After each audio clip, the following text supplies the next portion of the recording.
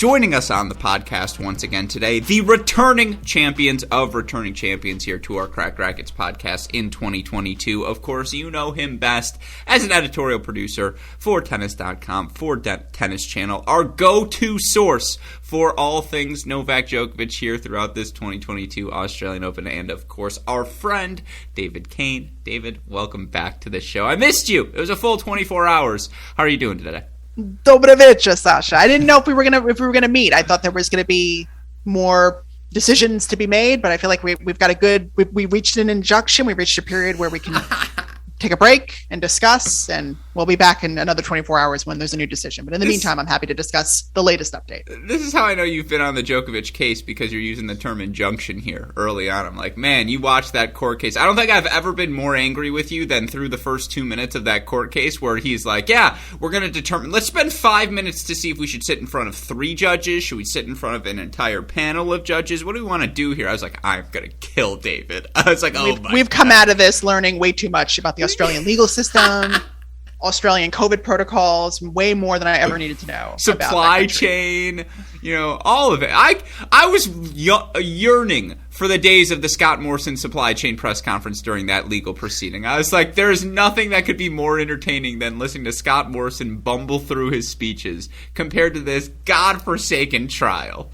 It honestly gave me chills. And it might have been because it was 40 degrees outside of New York City, but either way, I was here for it. Yeah, and the first 8 to 9 minutes. Not to make this too serious, because that's not what we do here at Cracked Racquets, but you also can't help but think of the thousands of immigration claims that are just sitting there, not just, again, floating through the system and pushed aside for this Novak Djokovic highly visible spectacle. And it's just, again, if these are all the little proceedings it takes, it's indicative. And it's not just an indictment, by the way, on the Australian immigration system. I would argue every immigration system across the country is like this. And the United States, that being where I'm from, I'm not going to defend our system, because there are plenty of things you could correct in that as well. But what a mess. Like, you're right. There's not a single entity, whether it's the Australian government, whether it's Tennis Australia, Craig Tiley, the players, I think the ATP organization. I'm sorry to lump them in, but, is the WTA prepared for a situation like this? I don't know if they are. And just, it is... Every media member now, by the way, if you haven't tweeted, I just wish we could focus on the tennis. That take has become so jaded and so, dare I say, false from so many people. But it's the reason everyone's sending it is because we're not talking about the tennis, and it starts in 3 days. I mean, it's deeply disingenuous, because I feel like most of the people who are saying that are very much engaged and entrenched and ensconced, to use your favorite word, within this conversation and this topic. I mean, I would be lying if I haven't gained a ton of followers in the last week and a half from this. Just the slew of interest. I mean, I tweeted out the Lady Gaga video a couple days ago. I said, I'm really honored to be in the presence of so many locals, non-tennis people who are just, this has become a global story. This is a CNN. Ben Rothenberg is a prime CNN talking head right now, thanks to the Novak Djokovic incident, fiasco, visa issue.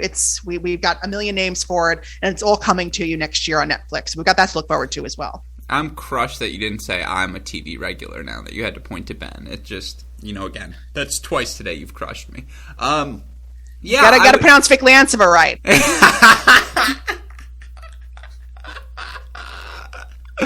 All right. Not quite Coach McKenna, but that was pretty good. That was pretty good, David.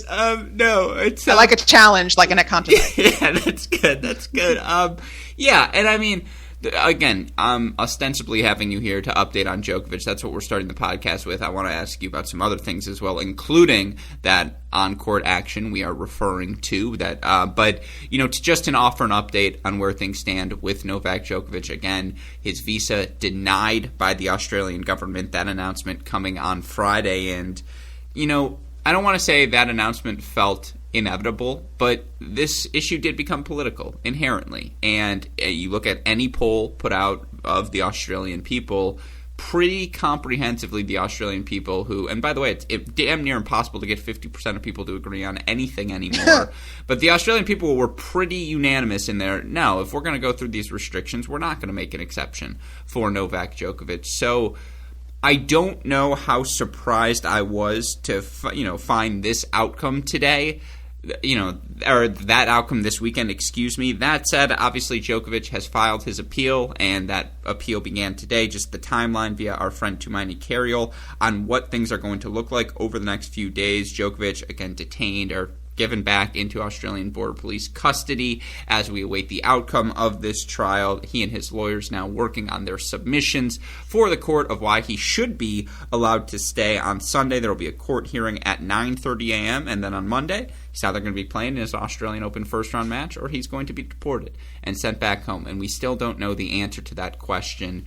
Again, I don't want to say shout out to the Australian court system for expediting this trial, because you think about all of those claims that were pushed aside. We will seemingly have a solution before the start of play, but we're drawing up awfully close to it. And again, David, your take on all of this, just the continued confusion surrounding this saga. We are 48 hours away from play. It's been a long week. I mean, for those covering the sport stateside, waiting up till 1, 2 in the morning to see if there would in fact be a decision from Minister Alex Hawke, getting the update that he was not going to update us, and with each passing day, it becoming more and more farcical, because when the judge accepted Djokovic's appeal, you felt like something is going to happen. The government did reserve the right to recancel Djokovic's visa because of the technicality on which the judge overruled the initial cancellation. Cynically, I did wonder if the fact that they were taking so long was a way to solve the potential Australian Open issue, and that if we cancel his visa too close to the start of play, would he be able to play? I mean, there was certainly question during the Australian Open draw if the announced press conference from Prime Minister Scott Morrison was going to carry with it a decision regarding Djokovic, and should the Australian Open even put Djokovic in the draw if they're planning to cancel his visa. They don't cancel his visa on Thursday. He goes into the draw. The next day, his visa's canceled. He's still in the draw, and that doesn't seem to have any impact on it. The fact is he's going to have an appeal within 48 hours of the initial visa cancellation. To your points, it's the kind of expeditiousness that a lot of the refugees in that hotel that Djokovic was sharing living quarters with for several days would hope for, that their cases could be resolved as quickly as Djokovic's. I think what was most shocking was the justification for this second visa cancellation. I think we all came to understand the circumstances around the initial visa cancellation. We thought we had seemingly had gotten even more information when Djokovic had admitted to testing positive and then conducting an interview despite knowing he was positive with the L'Équipe journalists. The ITWA journalists released a statement condemning the action by Djokovic. Journalists who have to then be in close contact with players certainly don't want to be in contact with the player that is withholding their COVID positive status. Alex Hawke, seemingly the reason why it took so long to recancel his visa for a second time was because of this change in justification. The fact that as a role model, he is, as a very well-known role model of an athlete, he is stoking anti-vaccine sentiment by being in the country, and that was why he needs to be deported. And on one hand, that creates a lower threshold seemingly of justification, but on the other hand, it's a strange shifting of the goalpost, because we seem to all collectively understand the circumstances behind the initial cancellation. Now for it to be something a bit more intangible is a bit difficult for everybody to wrap their heads around. But all in all, it's been a wacky week, and it's going to continue right until minutes before play begins, it seems. No, that is, again, fundamentally, why does the Australian government not look good? It's the continued hypocrisy. And had they made this an issue of public health just from the beginning and made clear we are not granting an exemption, we wouldn't be in this place. Had they said, obviously to your point, it was a clerical error, or not a clerical error, but it was a process issue for Djokovic the first time that allows him to win the appeal. And then you talk about, again, the justification in the second appeal.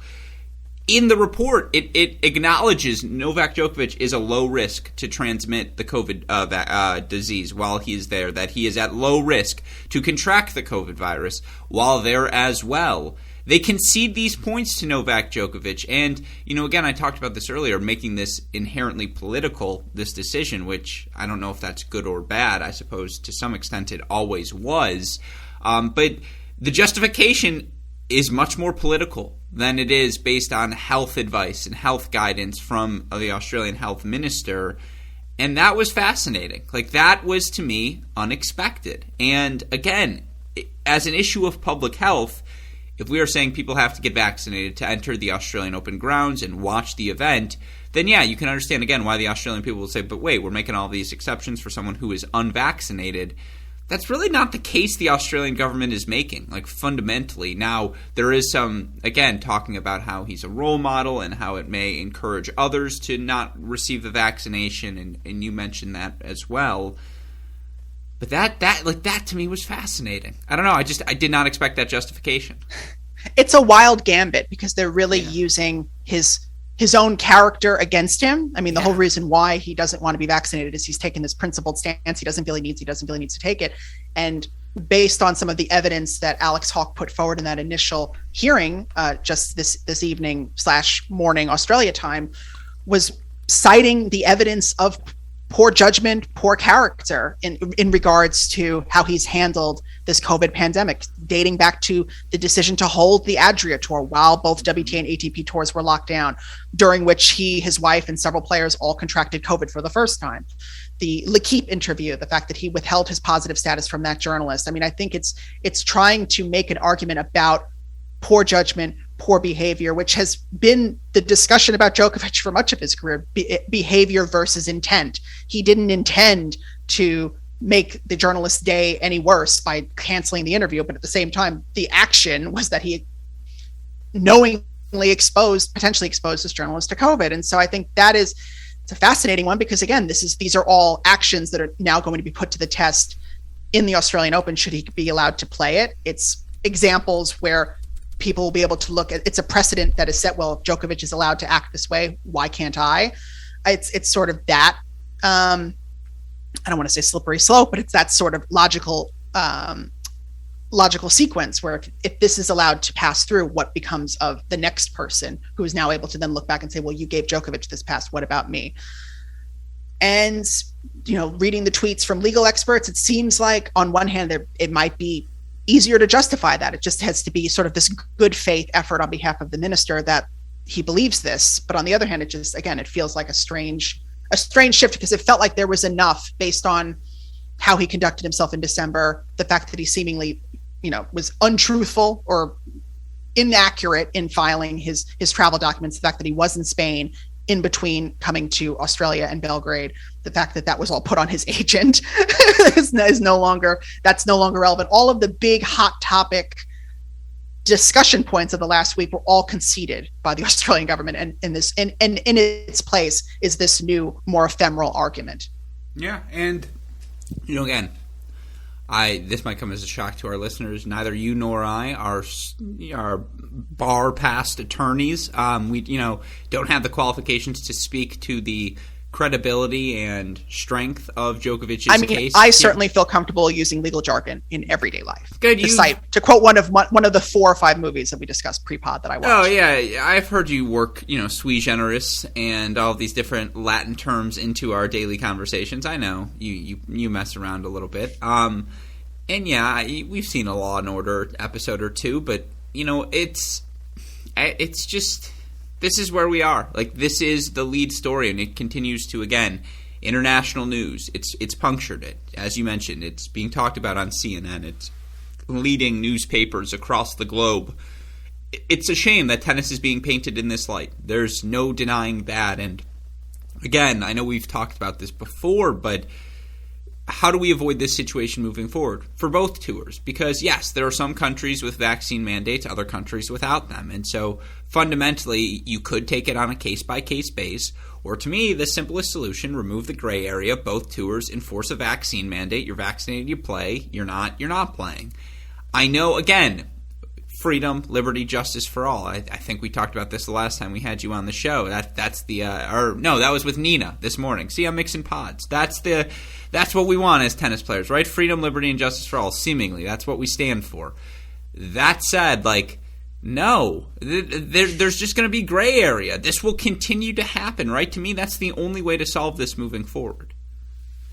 I agree. I mean, like, I think this was always going to be the trickiest slam because of the strictness of Australia's COVID protocols and where it is in the calendar relative to the wide availability of vaccines, where you can say the vaccine really has only been around for 6 months for the majority of people. I got my vaccine in March and April. It became more widely available through the summer for most people, under a certain age. Now it's become available for seemingly everybody.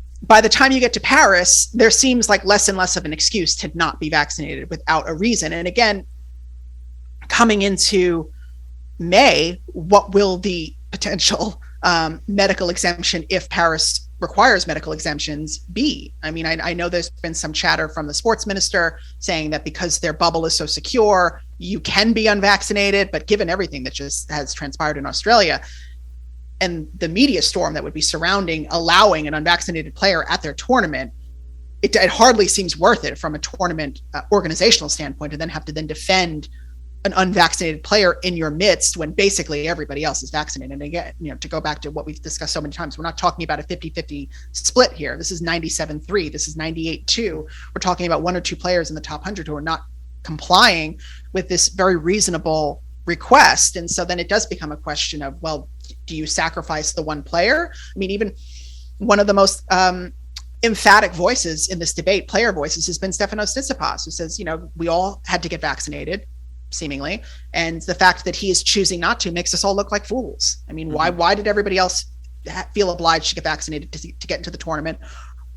Did they feel that they weren't going to get the same preferential treatment? Did they feel like they weren't going to be lucky enough to catch COVID in December in time to make it in for Melbourne? And none of it really makes sense from a player perspective. And it will be more fascinating to see as the tournament goes underway, once the final decision is made, what the widespread player opinion is. I mean, there's certainly people who are friendly with Djokovic who will support him regardless of whether or not they've been vaccinated. But there are others, I would imagine, who are going to want to make a crack about this because this has just become a farce. Yeah, that's exactly the word to use this way. And that may not be legal jargon, but it is a farce. I would agree with you. And just, again, we want to talk about the tennis here. We're going to get to that, I promise, on this show. Djokovic's visa being rescinded is not the storyline I expected us to start 2022 with. You would have figured, again, he would have traveled there with the utmost confidence that this was either going to happen and he was going to get in, or he wasn't going to travel there at all. And that has been the furthest thing from the case here. Just, again, all aspects of this saga surrounded by confusion, and we still don't have a clear-cut solution. So I'll talk to you tomorrow when it seems like we will have a clear-cut solution after the final piece of this trial. Couple of other things I want to get to before we talk week 2. A, we got the announcement today, and it had been floating around, and I think people had heard about it. We were waiting for it, of course. Another thing, if you didn't tweet this in 2021 where you were part of tennis Twitter, why doesn't tennis have an F1 show? I think I'm the first person who've ever thought of this. Yeah, obviously the popularity of Formula One, Drive to Survive, the increased attention being paid to Formula One by American sports fans in particular following that Netflix series, it was significant. And thus everyone was looking for something like that in tennis to, raise interest in the sport, learn more about these stars behind the scenes. And we can talk about whether, the difficulties of executing this, knowing tennis players like we know them. Will they be willing to be forthright and candid enough to make this series interesting? That's a separate conversation we can have in a second. But we did get the announcement. This is happening. This tennis show will be happening on Netflix, and shout out to all of the people firing in all of the various segments. Some of my favorite were Sets in the City from Jeff Sackman. That was very funny. That was a pretty good one. I like Dawson's Creek. That was pretty funny as well. I threw in a Kerber Your Enthusiasm. I don't hate that one. Game of Thrones, emphasis on the owns. Come on. That's a pretty good one. Mayor of Easttown, Mayor Sharif instead of Mayor of Easttown. Come on, David. You're smiling. Listeners, he's smiling right now, just so you know. I love a pun. Yeah, there's some other good ones. Instead of Mr. Rogers, Mrs. Rogers can always do things like that. There are more of those out there if you want to find them.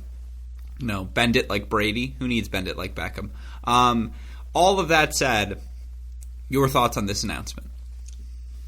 Well, it's funny. The lesson from this development is always read the article, because when the headline came out, that the story of Djokovic's visa will be covered in a Netflix documentary. I just assumed that this was just an issue of people deciding to document this in a documentary. I didn't associate it with the ATP/WTA Netflix series, which I did know to be in the works. I assume I'm allowed to say that now. I'm sure I'm going to get a note from the WTA telling me otherwise, but I certainly knew it was coming for the last several months. I know that there's been shortlists floated around of players who want to be involved. There did seem to be some interest. It's an interesting one. I mean, there certainly hasn't been a ton of this in the past from tennis. There's some classics, I think, from the early 2000s floating around on YouTube, perhaps, that kind of go inside the WTA tour.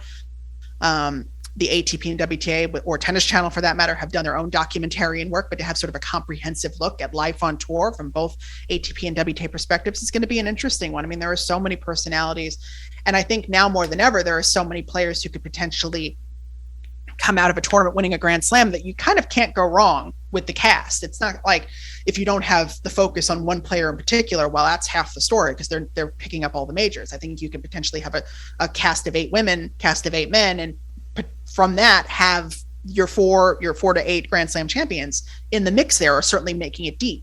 So I think that makes it a bit easier from a casting perspective. But otherwise, yeah, I think it's going to be, there are so many moving parts to a tennis tournament for those who've been on site, and certainly for those who've been behind the scenes, there are so many perspectives, whether it's staff, tournament directors, players, coaches, physios, hitting partners. I mean, there are so many characters that you can spotlight, and they're going to give some phenomenal sound bites that, I'm certainly looking forward to, and it's been long overdue.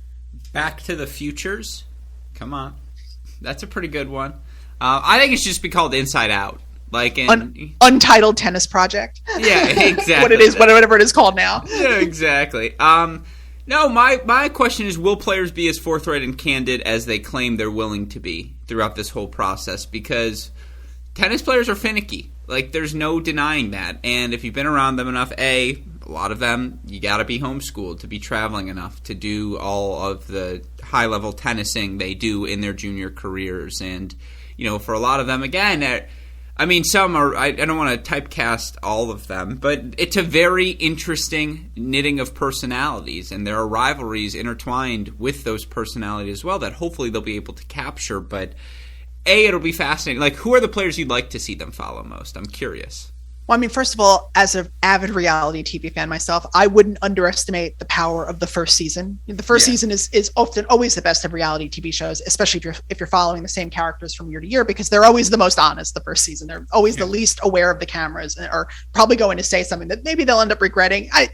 Knowing these players as I do, as much as I do, I don't feel like there's going to be a tremendous amount of like huge earth-shattering controversy. I feel like a lot of them are fairly savvy on social media. We are seeing some developing personalities on social media, even the banter between Ons Jabeur and Annette Kontaveit. I mean, two players that Ons is sort of a notorious character, but I certainly wouldn't have expected her to bring out this kind of charisma from Annette, who typically, is more insular and keeps to herself.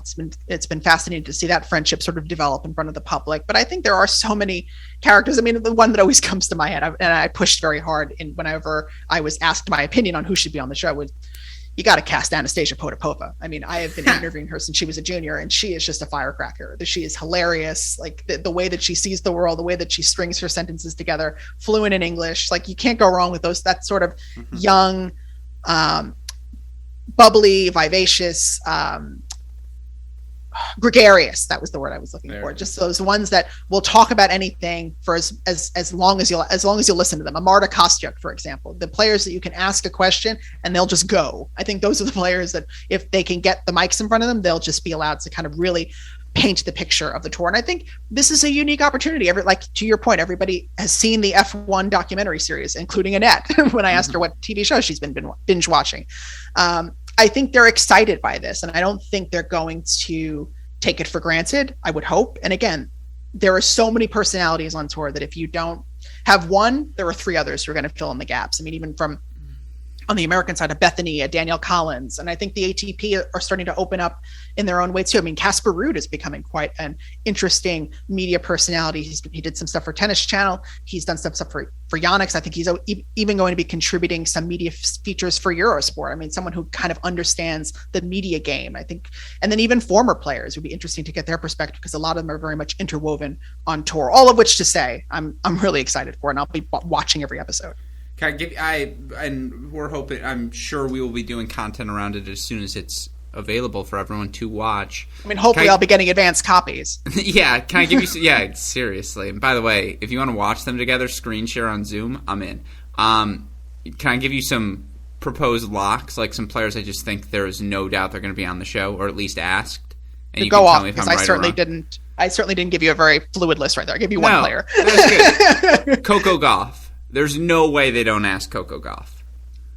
Yes? Yeah. Spoiler, yeah. Can you give me tacit yeses or no? Yeah, I don't want to get you in trouble here. No, I mean, someone texted me earlier, they said, oh, who's been cast? And I said, to be honest, I don't really think that's the filming process has really begun. I mean, I guess evidently it has if they're covering with Djokovic, but the answer I would give is that if you're looking down the list, the players who you would think would be involved are very much involved. Yeah. And I'm talking about the young guns, the sort of established veterans who like to be in front of the media. I mean, It'll be interesting to see whether they can get Serena and Venus. I mean, Venus and Serena aren't really on tour all that much, so it's sort of a push and pull. And then also with Venus and Serena are very much documentarians themselves. I mean, the stuff that Serena's been able to put out the last couple of years has been very interesting too. So I think the players who are below that sort of threshold of, worldwide global celebrity fame I think are going to be very down for this. And I think hopefully, saying. Yeah. Osaka, I don't think so. Barty, we'll see. Sloane Stephens, I know not to be too American centric, I think you can lock Sloane Stephens in right now. I would say Muguruza. She got the offer. That's a bubble one to me. I think it'll be one of Halep or Pliskova, because they'll try to get that old guard, they're the veterans on the tour or whatever. It'll be one of those players. I mean, if they're smart, they're casting friends, like Sloane and Maddie are good friends. Donna Vekic and Belinda Bencic, good friends. I mean, you're going to want to be able to get those sort of dynamics anyway. So to be able to cast both of them, cast a wider net, and even in negotiations. Well, we've got Belinda. Donna, are you involved? Are you in? We're going to be filming your lunch anyway. It's that sort of back and forth. The dangers, the pitfalls of reality. Well, that's TV. What's going to be interesting. Are they going to go player centric? Or are they going to go week by week centric? Because again, you're not going to get the same players every week. You do have action every week. It's going to be fascinating. It also feels like a massive jinx to be able to 100%. Say at the start of the year. I mean, how many times has My Tennis Live, the player, not made it to the end of the season? There's the My Tennis Live exactly. There's a My Tennis Live injury bug that they all were getting injured. Every year they were doing it. I agree with you, and so it's interesting. On the men's side, Tomljanovic made it through the season. I'm shocked. Yeah, exactly. On the men's side. Yeah, sorry. I'm just trying to think who would be entertaining. I mean, you can get the Russians, just plural. That's a good group to ensconce yourself with. Or envelop. Yeah, exactly. I mean, Tiafoe would be a blast. Berrettini, speaking of Tomljanovic. Bublik could be dangerously fun. Fun. Get me a week with Sasha Bublik. I could do a full episode on that. It's also I'm fascinated to learn who the producers of the show will be, because there's a nuance to tennis. There's also a language to tennis. And again, if you've been around tennis players your whole life, you understand, especially the serious ones, they do kind of live in their own world. It's going to be interesting to see how the producers navigate that world and how familiar they are with that, because that is and I'm sure the tours have smart people working on it, but it's not as simple. Again, there are so many components to an F1 team. You got the driver, you've got the constructor, you've got... It's pretty clear-cut how it all works. It is not clear-cut how the tennis works. Not from a scheduling perspective, not from a starting perspective, all of these different things. Structuring a TV show around all those uncertainties, enjoy. Good luck. Absolutely. I mean, you want smart producers who ask the right questions, and then you also want to get scenes where the player is with someone who'll get them to open up. I mean, there's like that famous gif of, I think, of Isha asking Serena Williams, how come you and Venus are in Serena, how come you and Venus are in the top 10, even though you never play? And then Serena just goes, I don't know. Like that kind of like moment is gold. And like, that's what you're going to hope to catch and be that fly on the wall for. But then to help move things along, you want those producers who kind of have a sense of where these players are. And that will then fall on the comms teams from the ATP and WTA respectively, who are going to fill in the gaps for them, because you have to, it's like catching up on a 30-year soap opera kind of all, and then drinking from a fire hose, because you're not, to mix my metaphors, because you're just, there's so much to catch up on. There's so many players, there's so many dynamics. These two are friends. These two don't like each other. This one, just beat the other one in a Grand Slam final. There's all this, there's a whole mountain of content that, a mountainous molehill of content that I hope is well mined and well excavated. Yeah, and so with that in mind, do you have any title preferences? You didn't slip any in there. I'm going with Untitled Tennis Project. I just feel like all the puns are so one-player centric, and everything that I know to be about this project is that it's going to cover Ready? everybody. Again, Inside Out. Just call it Inside Out. We're getting the Inside Out look at the tour. Inside Out forehand. It's a deep cut for the tennis fans. I got one. Lee Daniels, the Bublik. Lee Daniels, the Bublik. He's not the producer, as far as I know. That's good. Shout out to The Butler. Great film. Great film. All right. One other thing I wanted to talk about before we get to the tennis, and this is tennis-centric, and I've made this joke on a couple of podcasts, but I actually want to talk about it with someone who I know thinks about these things, and I'm curious if you're a voter. If you are, you got to tell me how to get on this list. Got all my stickers on the freezer. You mean you mean Hall of Fame voting? There it is. He knows right away. No Hall of Fame for the new nominees for the first time in the Hall of Fame's existence. Obviously, the Hall of Fame founded in 1955. I think the angriest Ben Rothenberg has ever gotten at me, and we were having an argument. He's like, well, fine, if it's the Hall of Very Good, Alex, then you're right. But it's not the Hall of Very Good. It's the Hall of Fame. And I was like, all right. I was like, I pushed the button. Let's go. But no Hall of Fame new nominees. And this was a class that included Ivanovic. This is a class that included some others as well. Again, no one gets in. Your response. Are you a voter? I did not vote, and maybe I would have been the one to push someone over the thresholds. They got to get me on that mailing. I'm certainly on the Hall of Fame mailing list for other things. I don't know why I didn't get the ballot. Must have gotten lost in the mail. Yeah, I mean, looking at the ballot, it was certainly a less convincing mix. There wasn't a Justine Enna or even a Marat Safin or even a Lina sort of jumping to the forefront of the discussion. I mean, sentimentally, you remember what Flavia Pennetta was able to do. You remember what Ana Ivanovic was able to do. The first Serb to win a Grand Slam title for Serbian woman. Because Djokovic won the previous major in Australia that year. And then obviously Monica Seles, Yugoslavian, Serbian. That's the whole other ethnic issue that I don't want to touch. But I mean, I did kind of think Cara Black or Lisa Raymond would get the nod. I mean, they're certainly very accomplished doubles players. I mean, it goes to show that I think if either of those players had the same resume, but singles, I think they would have gotten in, no question. That's NCAA champion Lisa Raymond. Go on. Who follows me on Twitter. Hi, Lisa. Follows me as well. Shout out Lisa. Only the best on Lisa Raymond's Twitter feed. It's one of those things where it's that inherent lack of appreciation, especially for two of the more like workman-like players that wasn't going to match the flashiness of a Sania Mirza, who I imagine conversely will probably have a shot at the Hall of Fame. Sania Mirza is just a historical trailblazer, a lightning rod for all kinds of discussion, feminism, in being a pioneer for Indian tennis. I do think she will get the nod in a way that maybe an Anastasia Meskina or a Ana Ivanovic or even a Flavia Pennetta have not gotten. Be interesting to see what happens with Francesca Schiavone. I feel like she hasn't been up for discussion. She was the first Italian woman, right, to win a major title. So I mean, I would have put her up maybe even before Flavia, but I guess maybe the combination of Flavia's singles and doubles and maybe some mixed in there, like maybe that helped her over the edge. I mean, it's rough to have a group of them and for none of them to make it. I mean, it feels like once you've put together a list of nominees, you're basically saying that these meet the criteria to make your Hall of Fame. And so it's brutal to be on that list and then to have a whole fan vote and then for them to still say, actually, we're not. I don't know if I would have made that call to say none of these people are making it to the Hall of Fame. Gosh, you couldn't have just like snuck Cara Black in or Lisa Raymond. That's a rough one. I mean, I kind of did think that Anna would make it in, especially for logistical reasons. She's based in the States right now. She's very popular. I was shocked she didn't win the fan vote. I mean, people still love Anna. She's one of those characters and personalities that people remember from the last decade of tennis, and was very much, a leading light on the tour for the time that she was playing, even when she wasn't maybe the most relevant. I mean, there is that story of her peaking as a young player, winning her first major title, having those struggles, and towards the end of the year, finally figuring it out, making another French Open semifinal, being an immediate rival of Maria Sharapova in 2014, 2015. I mean, there was an argument for Ivanovic that I could have seen possibly making.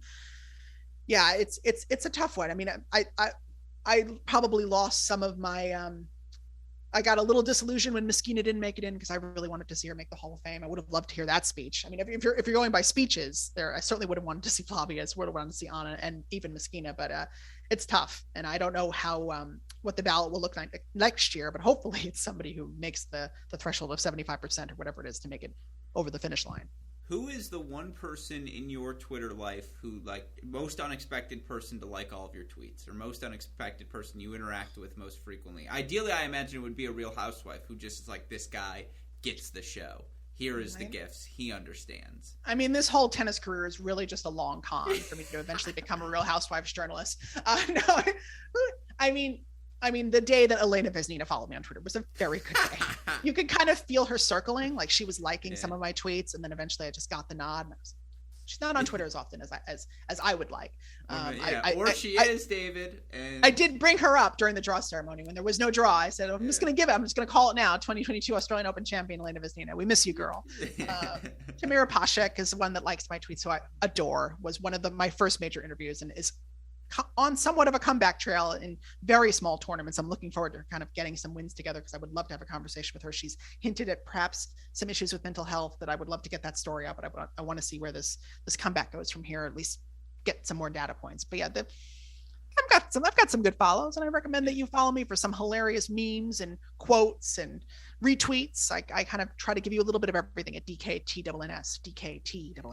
I like it. Intelligence as well. For me, it's Maroon 5 guitarist James Valentine, who, I get, believe me, it's the most random thing in the world, but I would say he likes at least 2 tweets a week. He might just really like his tennis fix. And God willing, if you're listening to this podcast, James Valentine, open invite, my friend. Believe me, I'm happy to talk tennis. I want to hear your thoughts. If you guys are performing in Indy, give me a call. I'm here. He sees your tweets and says he will be loved. I see him and I say, sugar, yes, please. And I just, we keep going. Yeah, again, I'm hurt. Takes you out of your misery. Yeah. He's like, I've seen those hips. Moves like 69-year-old Jagger. But no, it's, all of that said, I don't know why I brought that up. It's because I tweeted something about Madison Keys yesterday, and I got the James Valentine and I was like, damn, this guy's committed to the game. I'm like, if he's the bar is at Waffles for random commentary, so I'm good either way. Oh, by the way, I had a pre-nap. What did I eat? A thick and fluffy waffle, and right to sleep. Now with extra tryptophan. Yeah. Half the carbs, double the tryptophan. No, they slip MSG in now. They're like, come on, let's just make it more addicting. All right. With all that said, some tennis talk before I let you go. Let's put a bow on week 2 and some of these players we talked about in our Women's Dark Horse podcast episode that listeners can go find on the Great Shot podcast feed right now. It ended up being a Great Shot podcast, by the way, for whatever it's worth.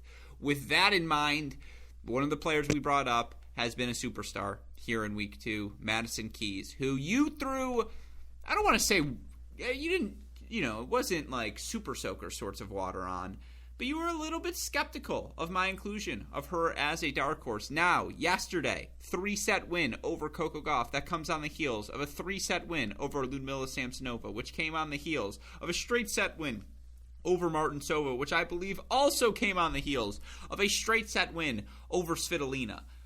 Madison Keys is playing some good ball, David. I don't want to say you have the right to rescind your pick because you know this game far deeper than I do. Just, again, veteran of the game. But your thoughts on her performance this week? I mean, I don't want to say I threw Madison under the bus. I do feel like I gave her something of a Viking funeral. And of course, once I went full out on that, she goes and beats Coco Gauff, which I did say would be something of an inflection match. However, that said, I feel like I'm back on the Coco Gauff roller coaster where I was hyping up her strong mind and mental toughness. And she loses another sort of, rough match to Madison Keys where she was up a set and then doesn't take it over the finish line. It's a little concerning now. Both first two matches of the season, tough ones, tough losses that maybe she should have walked away with against elite players. Conservatively, or rather optimistically, you could say she's close. She's closer than she's ever been to getting these consistent wins over big players. And hopefully, she just needs another bite of the apple. All she needs is to be optimistic about that and believe that these good wins are coming and not be knocked down by sort of the disappointment of these sort of nervy losses in the end for Madison. But yeah, I mean, she certainly has talked about feeling very positive this week. Madison Keys feeling like she wants to take every match as if it's her last, given her struggles with injury and consistency. It's a good mentality to have. We have seen Madison Keys peak at major, both at major tournaments and at major warm-up tournaments, and then maybe didn't always carry it over the finish line. Did win Cincinnati in a big cyclone of fabulous tennis in 2019, and then didn't necessarily carry it to the U.S. Open. So it's a tough turnaround for these players who are playing finals today, potentially have to then play again on Monday in 2 days. It's a rough one, and it's not one of those, necessarily a Barbora Krejcikova playing in Strasbourg, in a field where she's, considerably better. These are some battle royales we've been dealing with in Sydney and otherwise that it'll be interesting to see how these players carry that momentum into Australia. It feels like after a certain round, there maybe are some diminishing returns the deeper you go in these events, and you can see maybe why some players would pull out and give their walkovers before the slam actually started. But yeah, listen, I didn't expect Madison to win that match. She did, so big ups to her, and she's in a good state of mind. That's all you can ask for.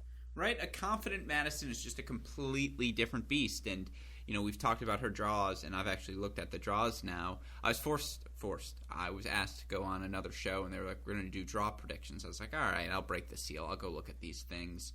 Although I'm going to have to relearn a new men's draw. And this is why reason 247, you always save the draw preview for last, folks. Those of you who are scheduling tennis podcasts out there, always save the draw preview for last, because you never know who's going to pull out before the event begins.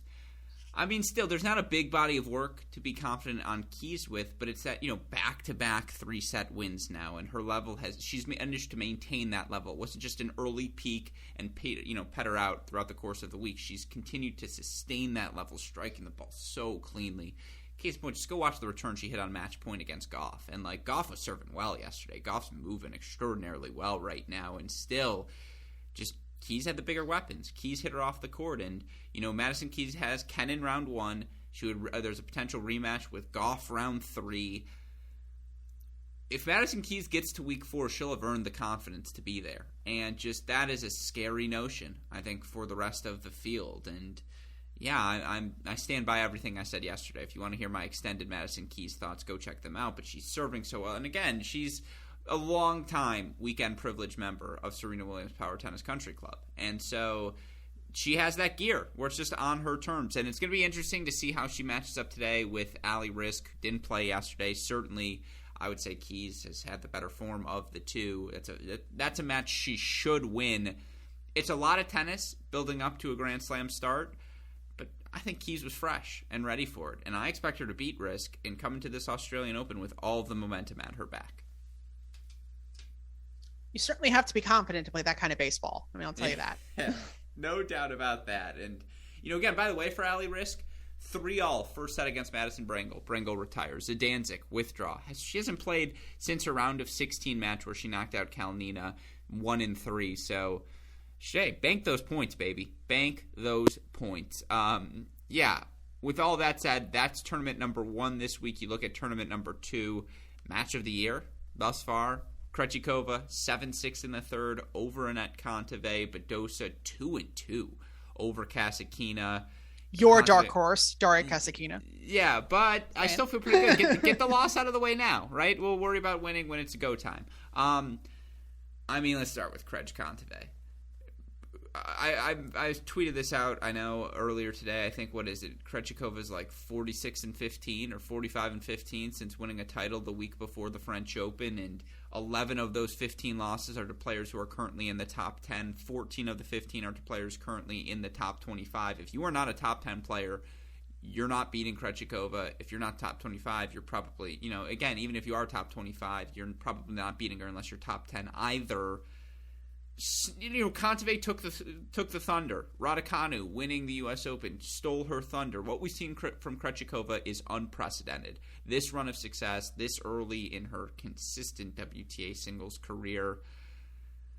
I mean, it's the quietest favorite. She's like, again, I saw someone strawmanning it on tennis Twitter. Why are you calling? I'm so sick of people calling Krejcikova as a dark horse. Point me to one person who's called Barbara Krejcikova a dark horse and not a favorite. She is a favorite. Like, it's not the flashiest game, but identify the weakness. I don't see it. You better play pretty damn well if you want to beat Krejcikova on any given day.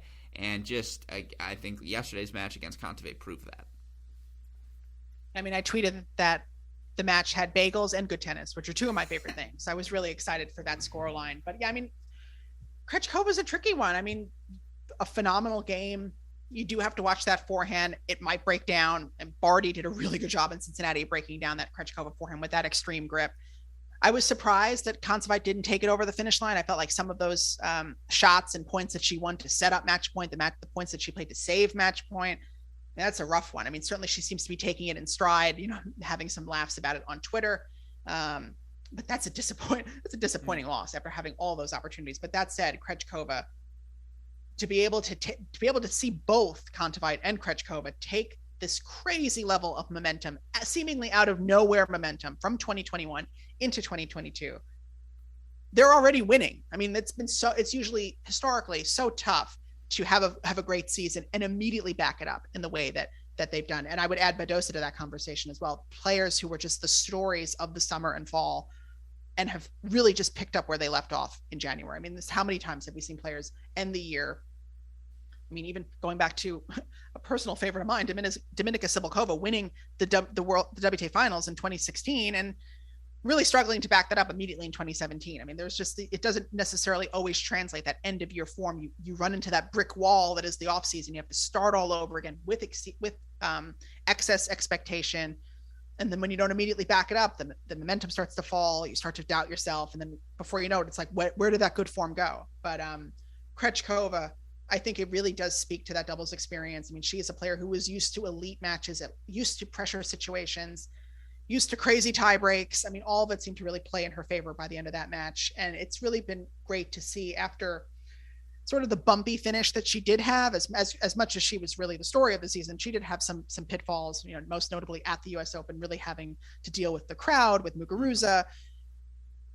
You wonder how a player who's so new to being solo on the stage, how they handle that kind of pressure, and for her to come in and immediately make a final just wipes all the doubt away from me.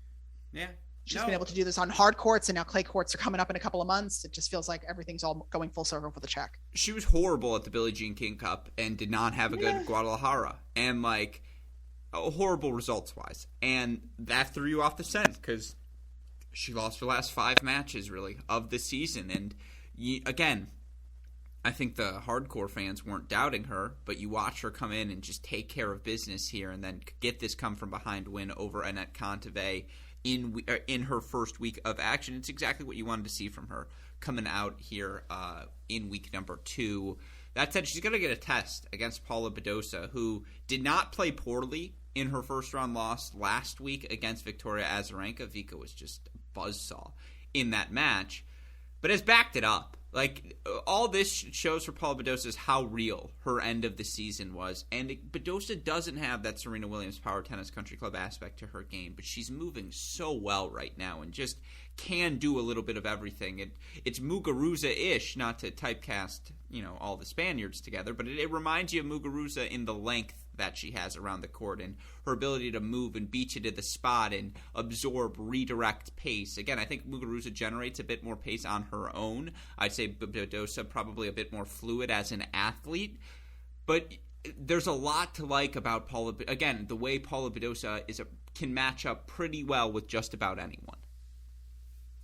Notorious PPG. I mean, I am just I continue to be so impressed, especially coming off of that Azarenka loss to start the season. I was worried where things were going from here because as well as Azarenka played, this was another match where Badosa seemingly had no answers, tracing back to her match against Muguruza and Guadalajara, then going to Azarenka, 2 very accomplished opponents, but not really being able to push them in a way that you want to see someone who's trying to make that that push into elite level tennis, just not having that answer. But then coming here, played some doubles with Vika, shook off the loss, came here, and aesthetically, I can see some of the comparisons to Muguruza's game. They both have some of the better technique on tour, but where I would say that Badosa almost excels, where she maybe lacks pace, is in the versatility. I mean, the way that she's able to pull off some of these winners and really abbreviate her motions, particularly off the backhand side. Some of the winners she was able to hit against Kasakina when she was ostensibly out of position. When you are not one of the more natural athletes on tour, as good of an athlete as Badosa is, maybe not the most natural mover, to be able to rely on your technique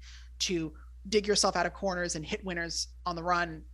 I mean, that's money on the WTA Tour for sure. And to be able to now come into this final against Krejcikova, who she is, I think, to this point undefeated against, didn't lose a set to her in either of her matches in 2021, last coming in Indian Wells on hard courts.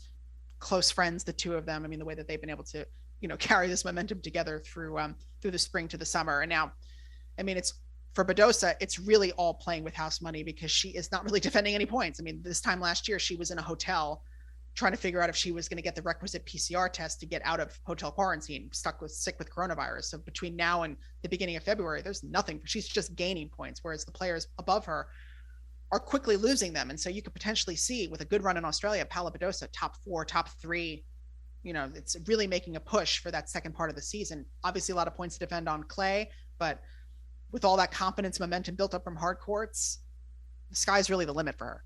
I agree with you. It's just, again, what's the weakness? There's no easily identifiable, attackable part of her game. Yeah, she'll leave some second serves hanging. Everyone does that. Yeah, doesn't overwhelm you like Sabalenka with the ground strokes, but gets great depth and moves the ball so well around the court. This Krejcikova Badosa, because I think they're in the same section of the draw in the Australian Open. I may be wrong about that. I think they're in that bottom half of the top half of the draw. This could be very much a quarterfinal preview. This is a very, very interesting final here in Sydney. Hopefully we get to see both players at their best. They still have a little bit more time before their first-round matches. So that is what's happening in Week 2 here on the women's side. Of course, worth saying, Anett Kontaveit, she looks ready. Kasatkina, she looks ready as well. But with that in mind, let's end here on the men. The cock, Thanasi Kokkinakis, into an ATP final, just proven his start to this season is real, and despite all of the injuries that have derailed him, and I know it's first ATP final since I think 2017 or 19, one of the two, I forget. It's how fit he is. Just again, guy has played 3-set match after 3-set match. Yesterday it was against Cilic. The round before that it was against Vukic. The round before that it was against Isner. Played a bunch of them last week. And look, for Kokkinakis, would be great for him to get a big run at the Australian Open in front of his home crowd. But this ATP success in the weeks leading up to it is far more valuable for him as he looks towards this 2022 season, because it's the stash of points he's now banked here. At the start of the year, he's up to number 116 in the live rankings. He's got a very winnable match against Arthur Rinderknecht, former Texas A&M All-American, who very much epitomizes modern ATP game. 6'5", big serve, big forehand, fluid though, off of both wings.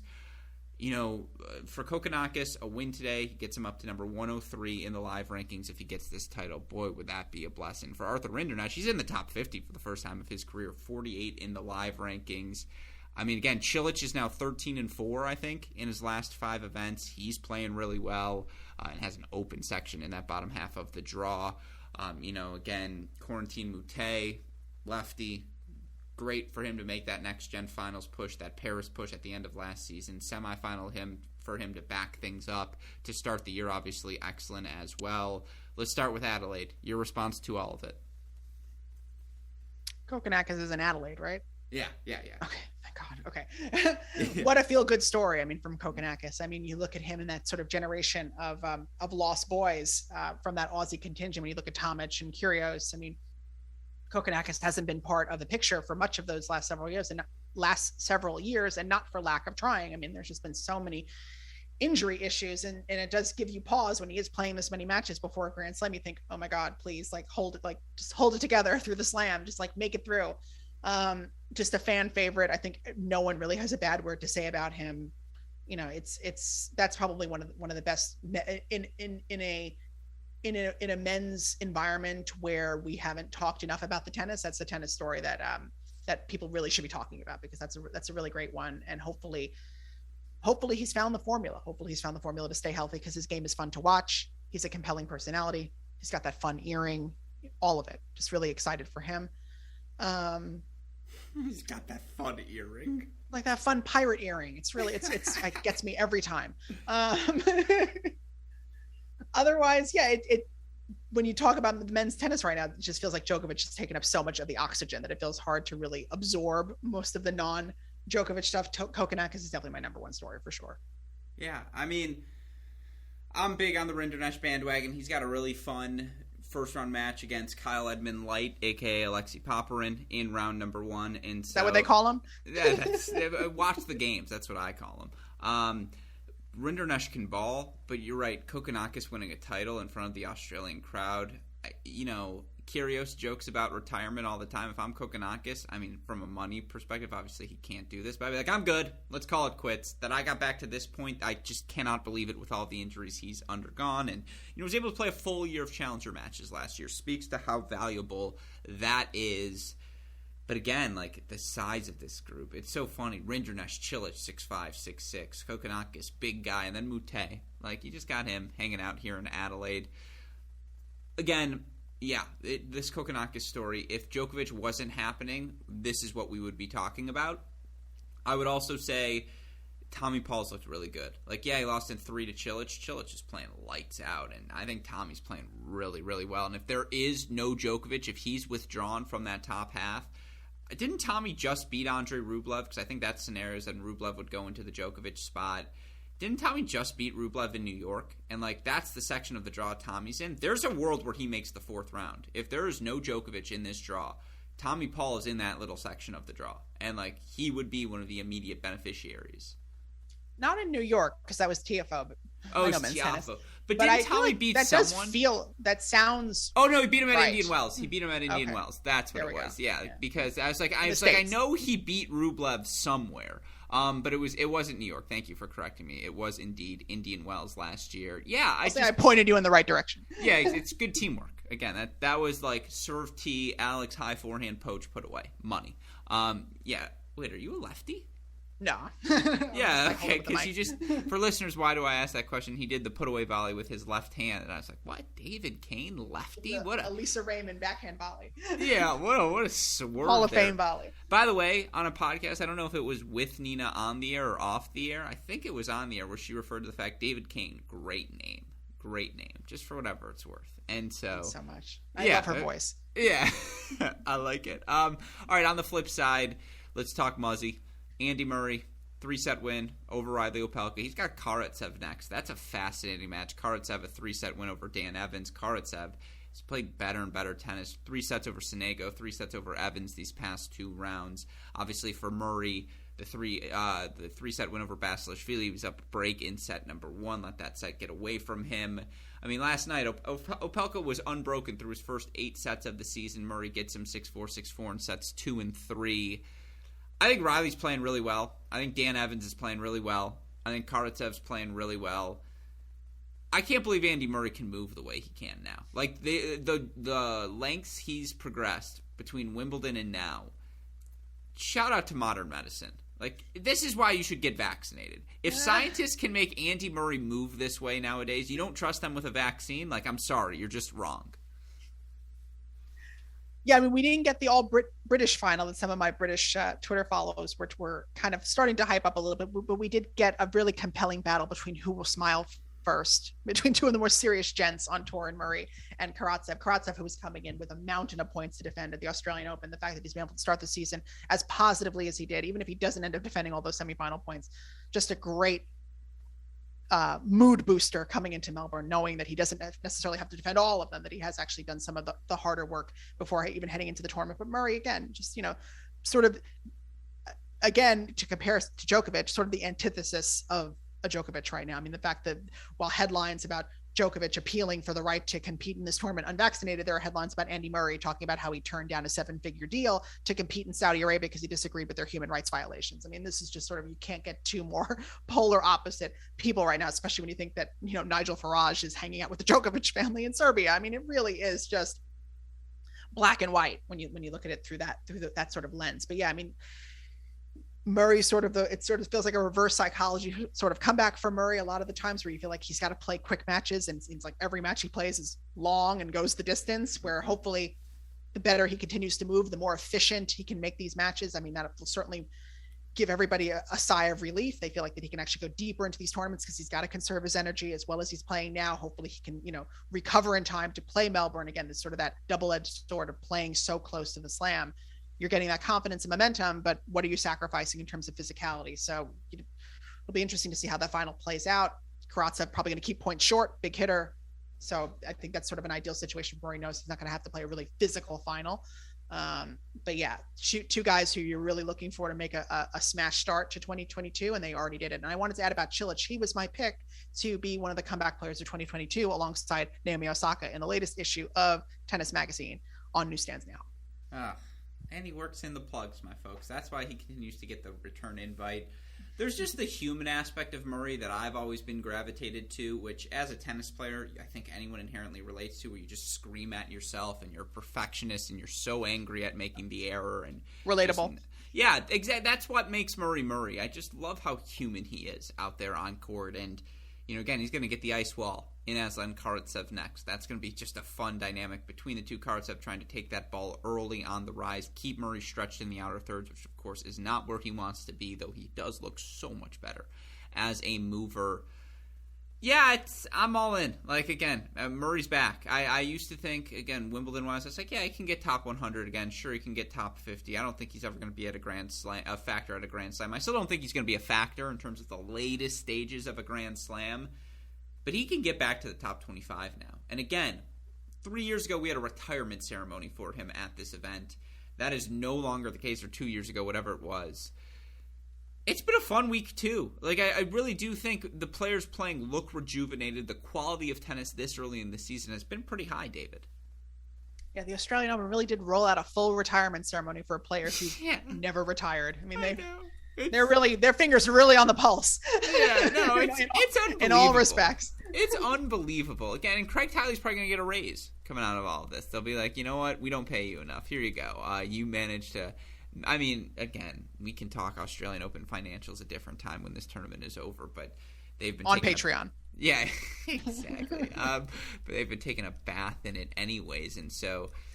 this entire thing is fascinating. More than anything else, let's just get the tennis underway. I'm ready to make picks. I'm ready to watch these matches unfold. I'm sure you are as well. Of course, again, I'm already booking you for tomorrow night when we're going to talk about all this, all the latest developments, latest and greatest in the Djokovic saga when we finally get our conclusive answer. But as always, DK, I think our people know where to find you at this point, but give us the plugs. What can we expect over the next couple of days? Where can we read it all? And took a tough loss. Roman Safulin lost from a set in I don't know how many games up to Liam Brody, who is pulling off a phenomenal flamingo outfit. So I couldn't be that disappointed. But all that said, all my work can be found at tennis.com, Baseline, Twitter and Instagram, DKTNNS. I too am looking forward to the adrenaline that's I assume is going to come with the onslaught of first round matches. I admit I'm not feeling it yet, but hopefully by Sunday night I'll be like a light. Friday night, 10:50 p.m. What's your late night food of choice? If you've earned it this week. Great week for the features. We got 3 front page Tennis Magazine. That's not how it works, I know, but you've earned it this week. Let's say. What's the binge meal that you're going to? Is it like a full pizza? Is it a sushi deal? What are we talking, DK?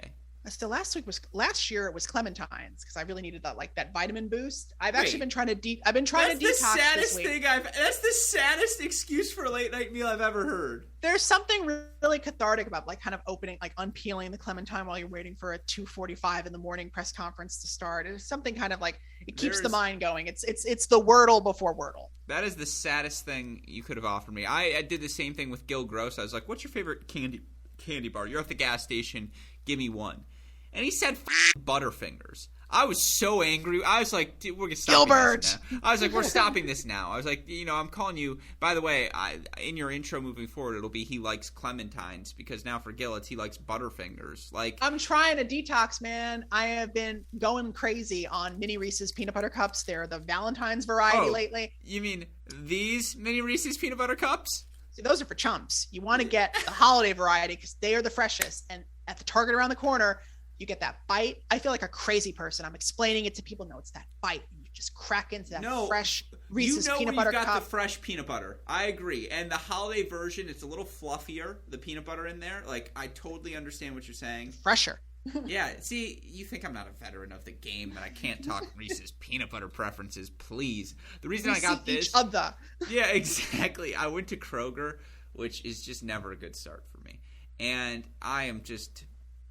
I can't fight the urges in the candy aisle. Like, I came back with so much junk. I've just been piling it on this week, and that's why after this, it's 10:52. I'm going to hit the bike for my 2 hours. It's time to rock and roll. That's why, David Clementine Kane is what I'm going to have to call you. That's a smart move. Got to do what I do and just clean them out. I haven't been back to Target because I know there's no more. Yeah.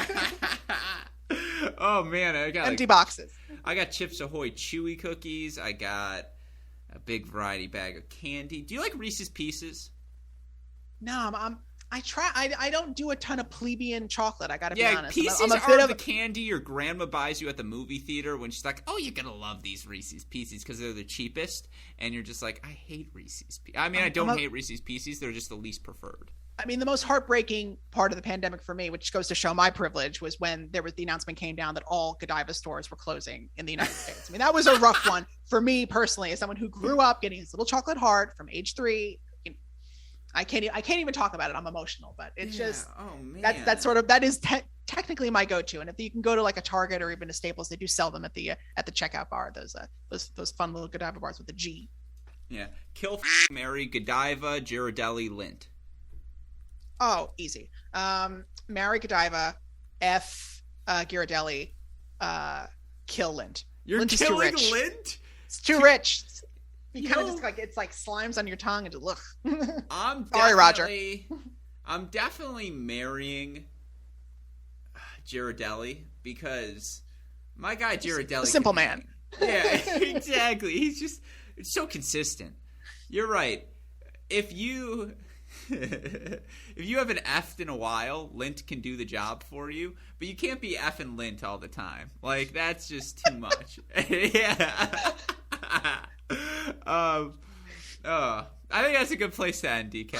Well, thank you as always for taking the time to come on the show tonight. This is why I'm telling you, late night pods are the most fun pods. As always, again, I'll talk to you in 24 hours. So, do svidaniya, Parasho. Do svidaniya. Hope all of you enjoyed my conversation with Tennis.com and Tennis Channel editorial producer David Kane. I cannot thank him enough for how gracious he has been with his time throughout the course of this week. Seriously, what did he do? 5 Cracked Rackets podcasts over the course of the week?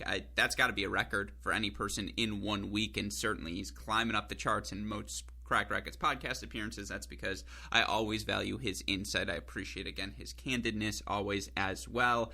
Always fun to have David Kane on the show, so I thank you to him once again for taking the time to join us. Of course, if you're looking for more Australian Open preview content, we have you covered here at Cracked Rackets. We've broken down our men's and women's top contenders. We've broken down the dark horses, talked about the Americans, the irrationally exciting players, and all we've got left to do is talk about the draws, which we will be doing later today. You can find those podcasts, I believe, on the Great Shot podcast feed, or they'll be here on the Mini Break feed. Either way, of course, we'll keep you covered throughout the course of the next 2 weeks, recapping each day's action, offering picks for the next day's play, and, of course, for our Patreon subscribers, match of the day segments as well. So we try to offer you all the sort of coverage we know you deserve as tennis fans. Of course, we got to give a shout out to our friends at Tennis Point for their support in helping make these podcasts possible day in, day out. You all know the deal. Tennis-point.com. Promo code is CR15 to let them know we sent you there. A shout out, as always, to super producer Daniel Westoff as well for the